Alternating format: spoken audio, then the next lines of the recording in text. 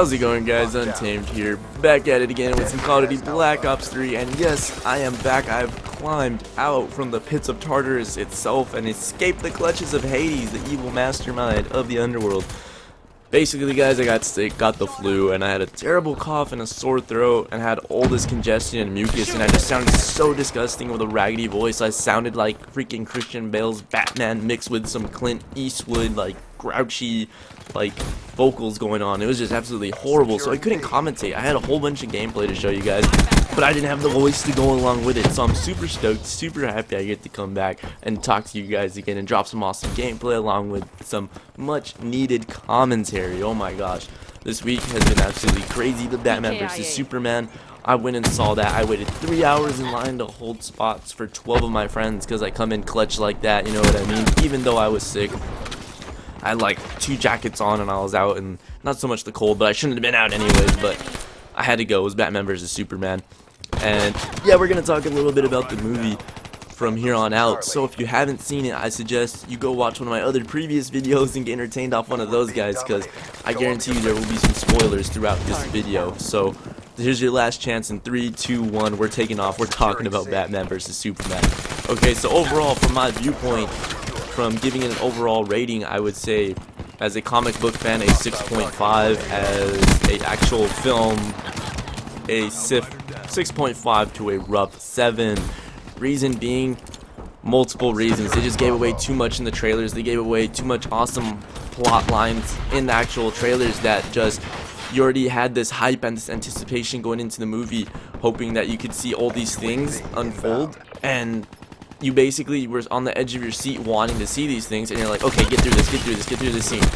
And it was just like, it dragged on. It was like, oh my gosh, like, let's just see Wonder Woman already. They said they were going to show Aquaman. When are they going to show Aquaman? They said they were going to show Flash. They're going to show Flash. They said they were going to show Cyborg. When are they going to show Cyborg?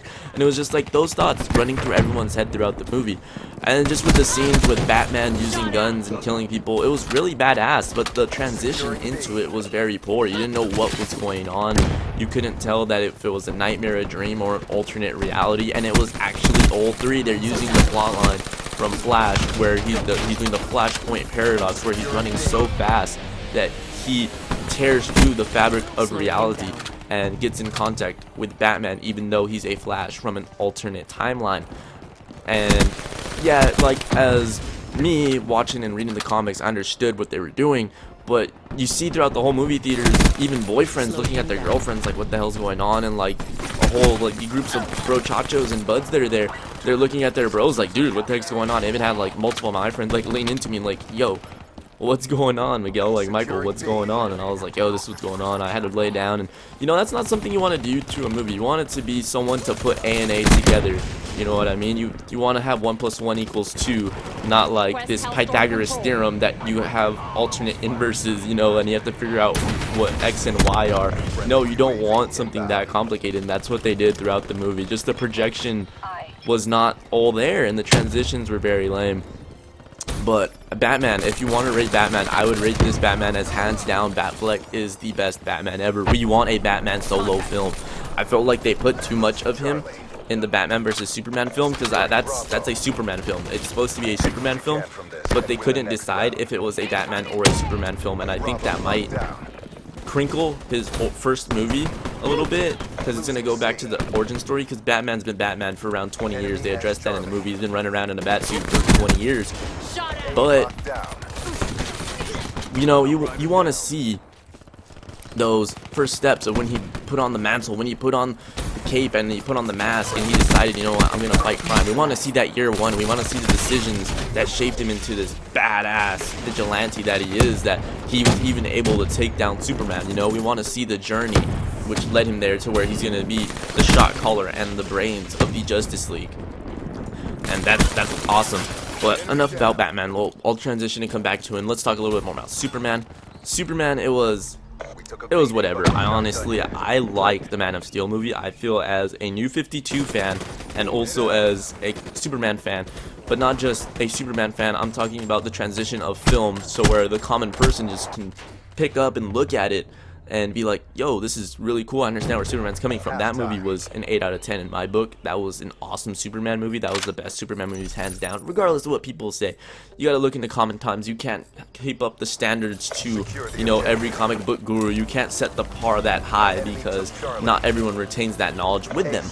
But with that being said, this one was kind of, hands down, I preferred Man of Steel better. I liked it because they showed, you know, all these things, but they had too much stuff going on. It was like watching a clown trying to juggle a chainsaw, a puppy, and your mom. Like, you don't want the chain to drop any of them, and you don't want the chainsaw to go ahead and hit your mom. It's like, it's kind of cool, but you don't want the puppy to die either. Like, it's just like all over the place. You just don't know what to make of it. It's like a whole bunch of feelings. You want to say it's cool, you want to say that it's scary because it's a clown, but then you're just like, oh my gosh, like on the seat of anticipation. Like, that's the best metaphor I could come up with, guys. But no, you just, it's just, to put it in simplest terms, I couldn't decide and I couldn't figure out whose movie it really was. The transitioning needed to be more upfront, but it did have some awesome fight scenes. The fight scenes between Batman and Superman, they were awesome. Like the speech in the end and the little things, you know, could have been coordinated better. I felt like they could have done a little bit better, but both character-wise, they nailed it. They're both great actors. They are awesome as Superman. I love Henry Cavill as Superman. I love freaking Ben Affleck as Batman. Like, it was totally awesome. We didn't get that scruffy Christian Bale choking on nails Batman, like, where is she? Like, we actually got, he had this little computer around his neck inside of his bat suit that disrupted his voice, and it sounded like multiple people talking at once. I forget the device's name, I'll probably look up later, but it was totally awesome. Like, that's just the kind of stuff that, like, those little details, that's like the icing on top of the cake for me. And they just portrayed Batman as such a badass, and he was so awesome. But the transitions throughout the scenes where I was jumping between Batman and Superman could have been so much better. Then also, seeing Aquaman, the absolute savage of like 30 seconds of film he has, he looks totally badass. But then again, it was kind of like, it was kind of meh, like, you know, I was expecting a little bit more. I love Aquaman as a character. I love Jason Momoa being casted as Aquaman, and yes, it's very controversial because they're mixing up the actual appearance of Aquaman, but they're going for a more savage, brutal, badass, take no shit Aquaman. We're talking about this guy who's gonna like embody the total badass of Aquaman. Aquaman, he's a totally badass dude. He has, in multiple circumstances, taken down the Justice League. They're fighting too close, and like somehow Batman and Superman, they leak some chemicals into the ocean. I forget out what comic I was reading. I'm so terrible. I'm making a reference and I can't even reference it properly. But in this scene, freaking Superman, he's trying to stop Aquaman from basically just decommissioning everybody, and he shoots his heat vision at him, shoots the freaking laser beams out of his eyes, and you know what happens? Aquaman walks like a badass, like at the end of an action scene, through the smoke, with absolutely nothing happened to him. Did not fly back, nothing, no scorch marks, nothing. This guy's just smoking, and he is pissed. And you know, that's the total like badass that Aquaman can be. We're talking about this guy who's freaking not just like the most well-rounded, I would say, of the Justice League, but also the ruler of the entire ocean, the ruler of Atlantis, you know what I mean? This guy's absolutely like a badass. He has to be, like, you know, he has all this rule underneath, and he has like, you know, all this internal conflict, no one to drag on, but he has some pretty hefty enemies that he has to protect. He has to protect his people from. And you know, just bringing Jason Momoa into that, they're gonna bring out the carnage and absolute ruthlessness, but also the soft, caring, majestic portions of a king, I would say. Also, Cyborg, it was kind of creepy just seeing his scene, you know, seeing the guy like almost pretty much chopped up and like nailed to a billboard, which it looked like, but it was actually like on an operating table, kind of like Frankenstein-y. It was just kind of weird, you know, you didn't know what to make of it. I don't like Cyborg going into the Justice League. I always liked him as Teen Titans prior to New 52 when he was a Titan. I prefer that Cyborg, but he's playing with the big boys, so that's awesome. Mr. Stone gets to jump up to the major leagues. That's really cool. Like that for the actual character development, but I'm just nitpicky because, you know, I watched him growing up as a Titan. But anyways, back a little bit more to the movie. If you're still watching this and you're asking if you should go see the movie, I would say probably not. You know, if I had to pick between, let's see what's going to be in the box office, probably by the time you guys watch this video, I would say Tarzan would be playing, Batman, and also Jungle Book. I'd rather go see Tarzan or Jungle Book than go watch the Batman movie again, or to anyone else who's just deciding on what movie to go see.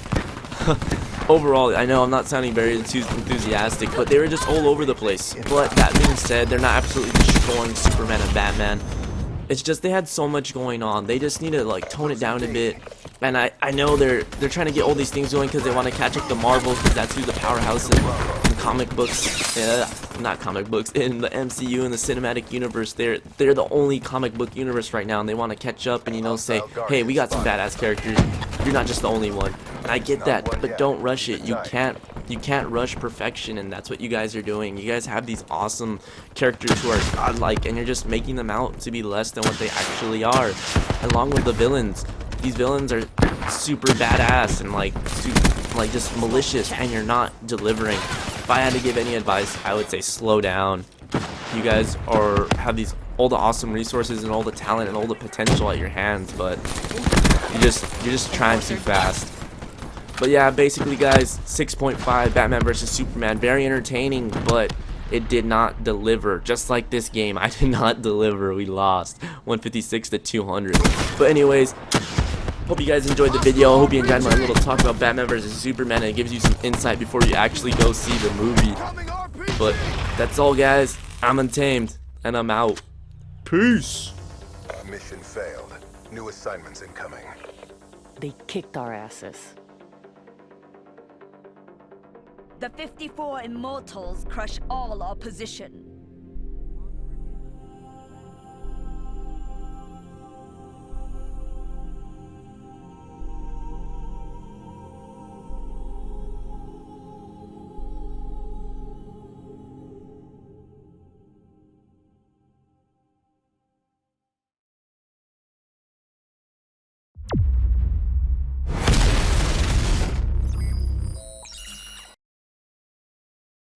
Oh, why hello. You're still here. Well, since you are, thanks for watching. How about you smack that subscribe button, drop a comment down below, and like this video. And why not click the link and watch one of my next videos? Haha, thanks for watching. I'm out, guys. Later.